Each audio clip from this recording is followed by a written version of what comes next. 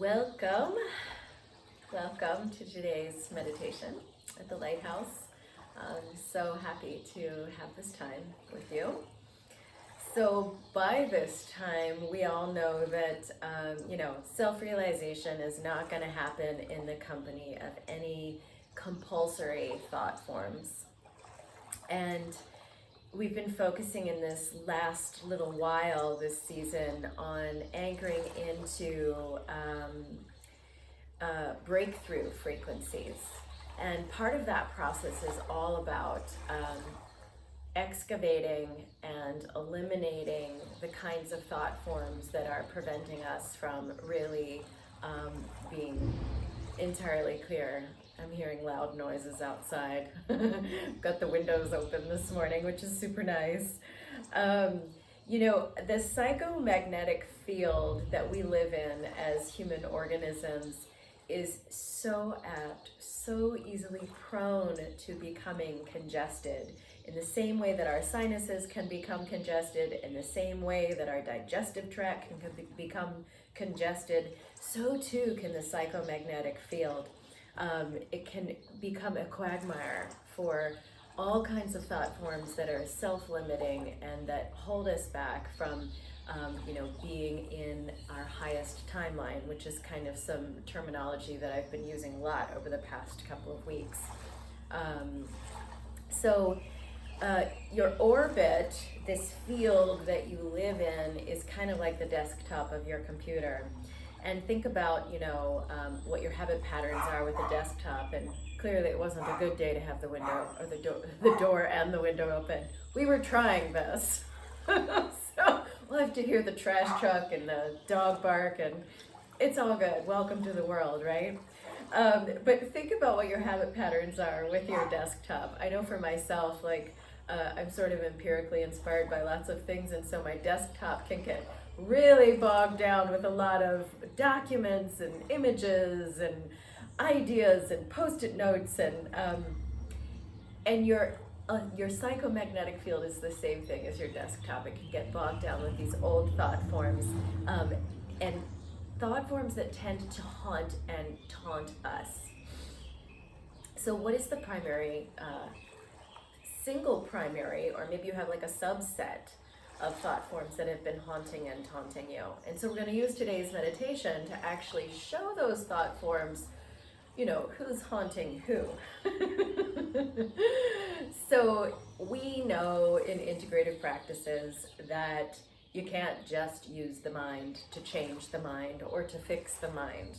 The mind is too clever. The mind is so smart, right? And it will outsmart itself every time in any sort of effort to fix itself, usually. And so that's why we employ all of these bioenergetic technologies and meditations to use, the mind, but to use the breath and to use the energy and to use sound current, which is going to be a huge component of today's journey.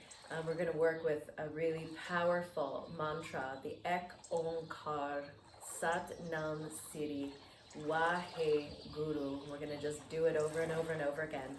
We're going to use this mantra, these mantric sounds of Ek Onkar Sat Nam Siri Wahe Guru are like code sounds. They are code sounds that are like your personal phone number for your creature to the infinite. Oh, and of course we get an airplane coming in. Note to self, keep the back door closed when we're broadcasting. So these sounds are so important and they're so powerful in this way. And I want to also say that this mantra exponentiates in its efficiency when, yes, you are totally occupying your sovereign self as you're doing the technique, and as you're climbing deeper and deeper into the meditation. But I want you to visualize millions of people around you practicing this with you, okay, so that you're not alone, so that you're part of the collective field, okay? something really potent happens, and we are so disconnected from that felt sense reality of practicing in large groups, and that swath, that power of numbers is a kind of medicine. So obviously we're going to work also with a mudra, because these mudras are just as powerful as the mantras because of the way that they move energy. Your energy when you're using mudra, when you're using mantra simultaneously, your energy isn't going to navigate itself through the old habituated tributaries, most likely. It's going to follow the instructions of the meditation and start, forging itself in a forward manner, in a meaningful way. So this is Surari Mudra, and this is a beautiful, easy mudra to both create and hold at length. And we're using it to sharpen our intellect, okay? And we're gonna charge up the prefrontal cortex of the brain through this mudra, and then also through the mantra. So you're going to orient your right palm so that it's facing up, and you'll orient your left palm so that it's facing down. And you're going to touch the pad of your left ring finger to the pad of your right pinky finger, like so. And then you'll simply touch the pad of your left pinky finger to the pad of your right ring finger, okay? And then you want to energize and activate and honor the negative spaces that are between the intentional lines. Isn't it a cool shape? Our hands almost never make this connection in our ordinary day-to-day movements and gestures and so forth. This is like really an incredible template that you are making. And then I want you to take a minute to refine and to sort of sophisticate how you're hovering it in front of your sort of middle dantian vicinity in the body. So it's not right up at the heart, but it's kind of right between the heart and the navel. And then another airplane. But the air feels so clean and so nice, so the door has to be open. So be sure that your elbows are activated and animated and full of life force. Be sure that the thumbs aren't getting lazy, but that the hands, all 10 fingers, and that both hands are holding the charge. Okay, so you want to be sure here in a moment when we start using the mantra that you're using your tongue to facilitate the activation of the membrane that is the roof of the mouth. The tip of the tongue is one of the most powerful tools that you have access to in all kinds of contexts, but within the context of annihilating the limiting thought forms, if you can articulate the highest quality of sound through the use of the tongue and its connection to the roof of the mouth, the better off you'll be. Okay, so you want to use the tongue. You also want to create a kind of a neck lock as you do this. So the chin is going to drop in just a little bit towards the pit of the throat in a way that's elongating and extending and thereby expanding the energy in the back of the neck. And then the rhythm of the mantra is really important. You don't need to do anything intentional regarding the rhythm, because if you're chanting along with me, we'll be in the right framework with that. So those are just some of the moving parts that I want you to have a mind for as you move into the practice. So if you've seen Hayao Miyazaki's Totoro, if you haven't, it's such a good film. I'm a huge Hayao Miyazaki fan. I love all of his work, but Totoro is one of my favorites. And this beautiful family moves into, I think it's a house in Japan. It's an old house. And they realize that this place is kind of haunted by what are called soot sprites. And in some of the footage of the animation, you see all these soot sprites that will come out of every crack and crevice of this old dwelling and start flurrying and scurrying around the big empty open spaces and rooms of this house, these little black soot sprites. And those bad thought forms, the ones that are holding us back, the ones that are haunting us and taunting us and that have been with us for longer than we would like to honestly admit, they're like those soot sprites.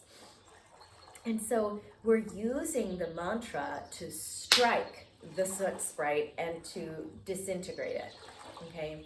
And the power of the sound codes that we use in mantra practice, the power of the thought code of the mantra is stronger than even those tenacious old thought patterns that have been haunting you forevermore.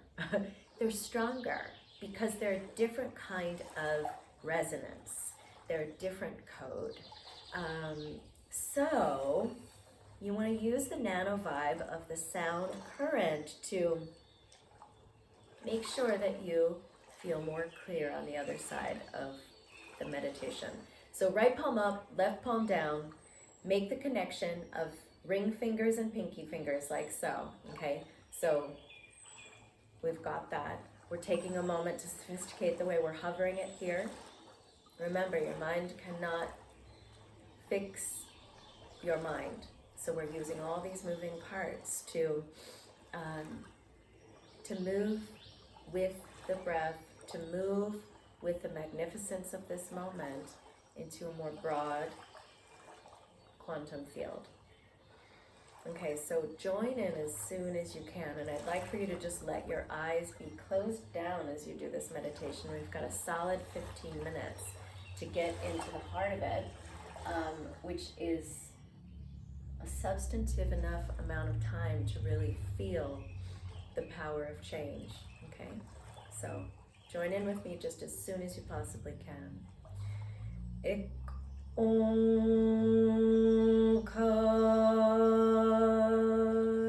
Sat Nam Siri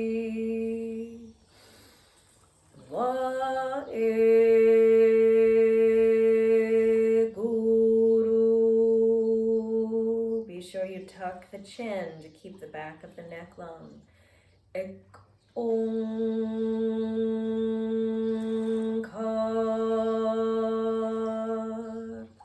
Sat Nam Siri Waheguru.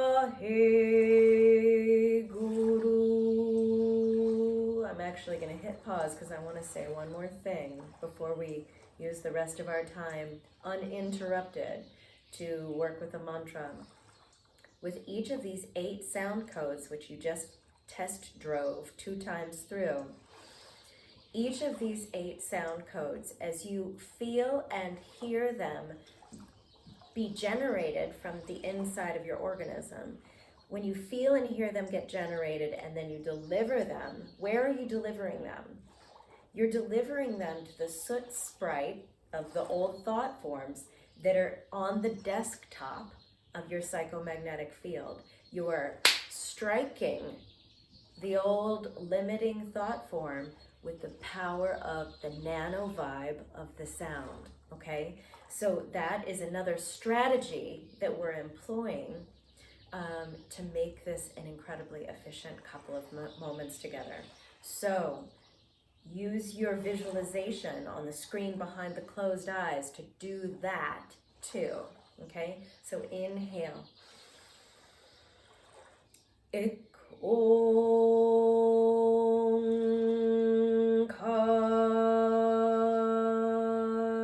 Sat Nam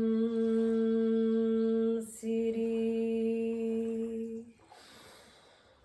Waheguru.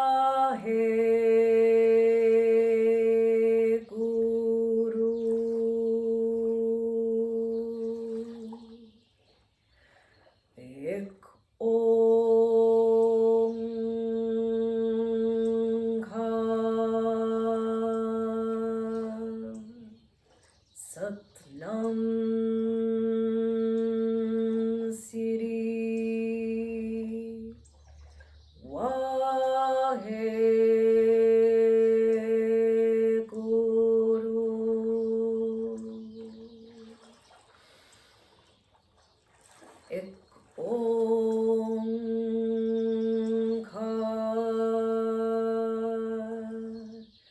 Satnam Siri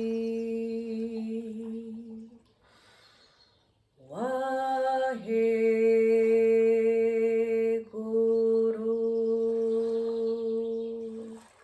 Ek Omkar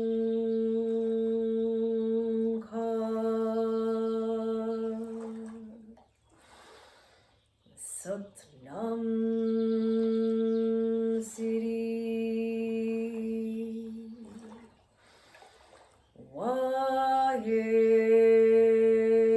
Waheguru Ek Omkar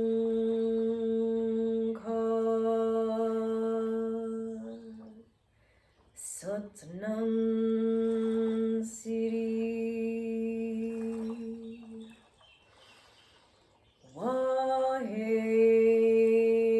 Waheguru Ek Omkar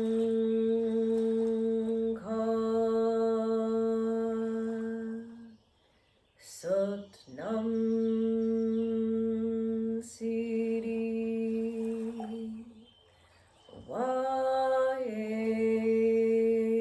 Waheguru Ek Omkar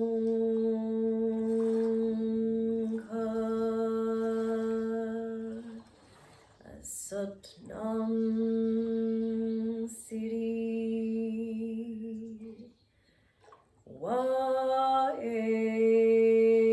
Waheguru Ek Omkar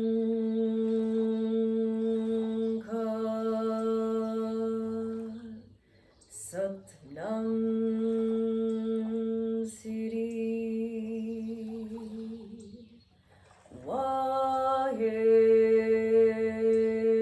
Waheguru Ek Omkar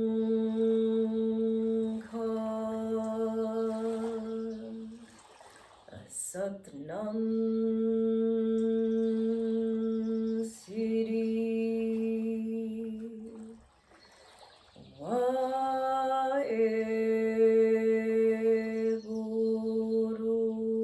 Waheguru Ek Omkar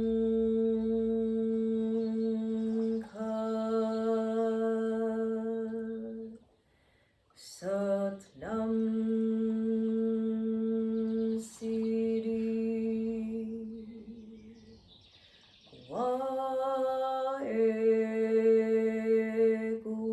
Waheguru Ek Omkar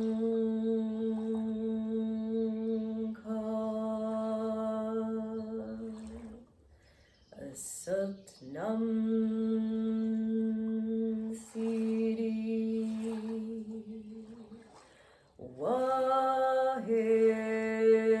Waheguru Ek Omkar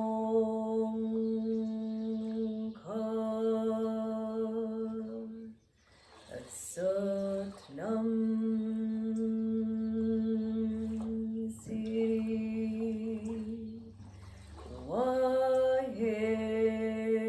Waheguru Ek Omkar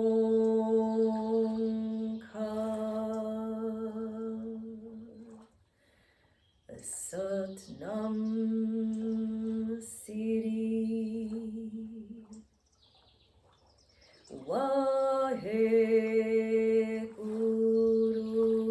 Waheguru Ek Omkar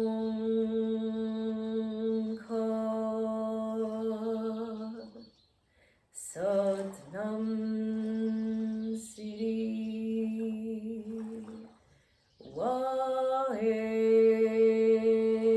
Waheguru Ek Omkar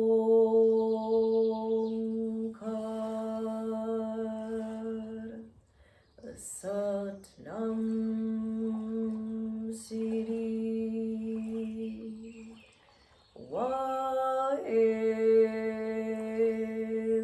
Waheguru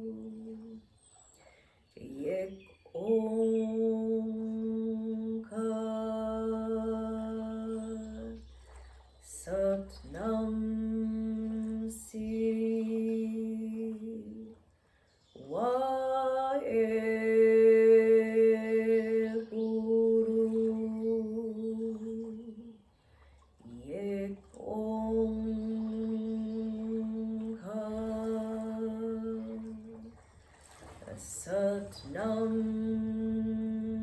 Siri Waheguru Yek Omkar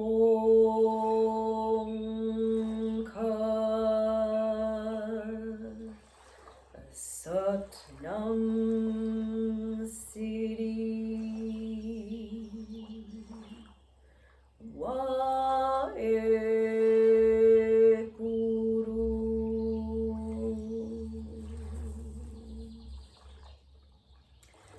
Yek Omkar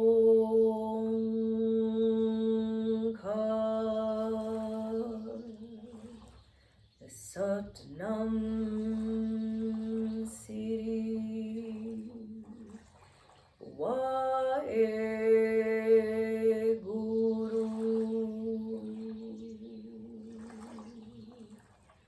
Ek Omkar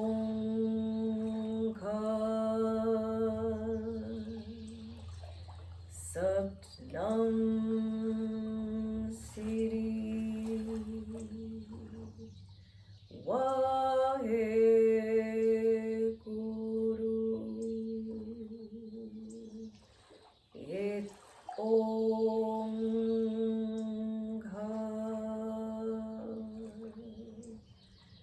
Satnam Siri Waheguru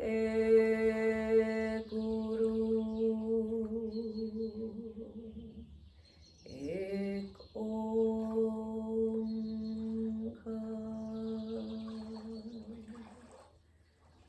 Satnam Siri Waheguru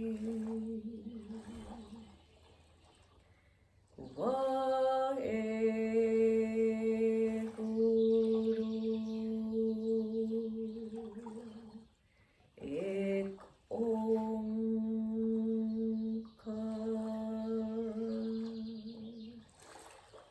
Satnam Siri Waheguru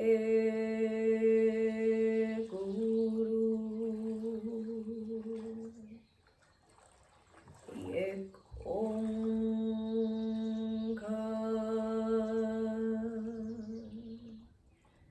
Satnam Siri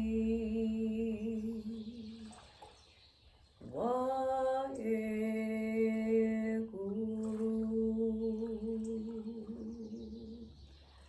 Last time.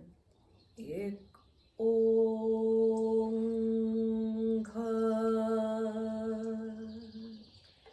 Satnam Siri Waheguru.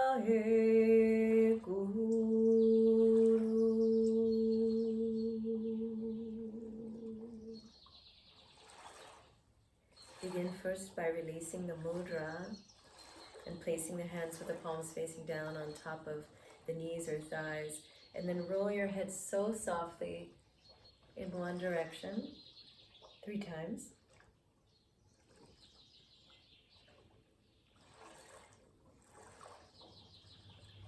And then 3 times in the other direction.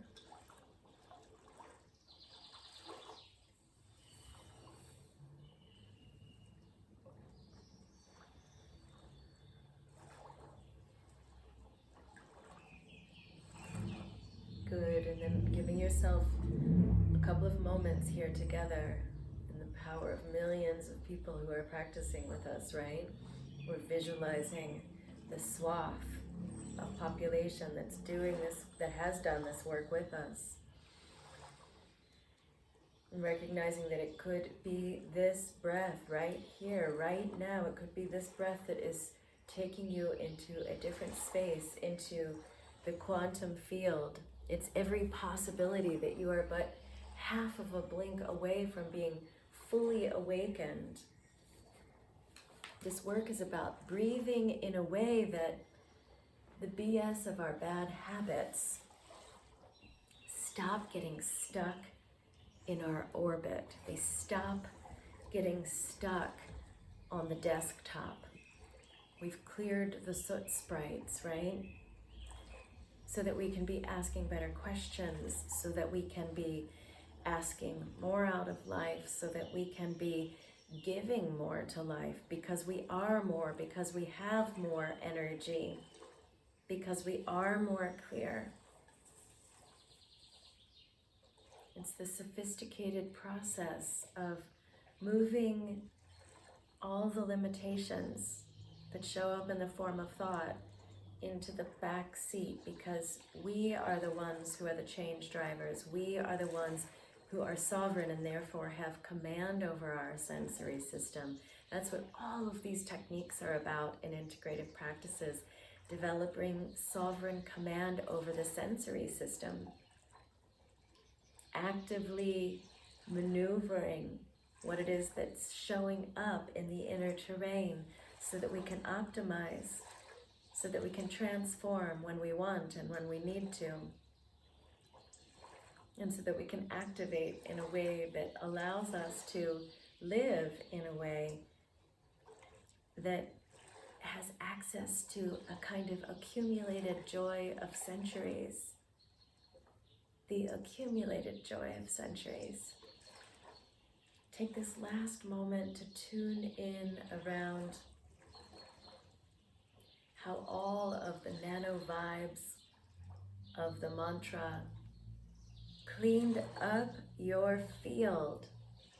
Mental clarity, how you used the mudra and the mantra to open up the prefrontal cortex, to establish greater agency. Thank you so much for being here. I hope you feel fabulous. I look forward to seeing you soon, maybe tomorrow, if not, next week. Sat Nam and Namaste.